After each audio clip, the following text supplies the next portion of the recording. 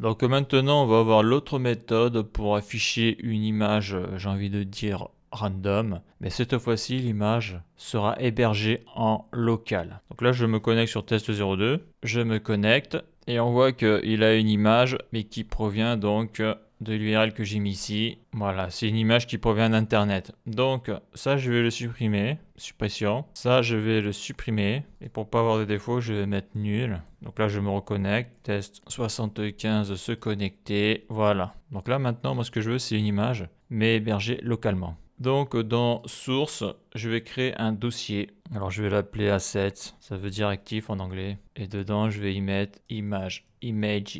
Voilà. Donc là, je sélectionne le dossier image. Donc on voit le petit chevron là, donc vers le bas. Donc là, après, je vais prendre une photo sur internet que j'ai téléchargée. Je fais glisser, déposer sur image. Est-ce que ça marche? Voilà. Donc ça, c'est une photo de portrait vide. Empty portrait. Donc ça, c'est bon. Donc le but, c'est d'afficher cette image là, ici. Là. Donc là, ce que je vais faire, c'est déjà, il faut que j'importe l'image. Donc on a vu que l'image, elle est dans Source, Asset, Images, Empty Portrait. Donc je ne l'ai pas mis en public, hein. J'ai mis dans Source. Et moi, actuellement, je suis dans Fiche User, Display. Donc il faut que je monte d'un dossier, deux dossiers, après que j'aille dans Asset, et que je redescende dans image, voilà. Donc il faut que je monte deux fois. Donc import, donc je vais l'appeler un petit portrait from, donc les doubles codes, donc point pour remonter d'une fois, point pour remonter encore d'une fois, et après je redescends asset et je vais sur image et je vais chercher l'image qui est un petit portrait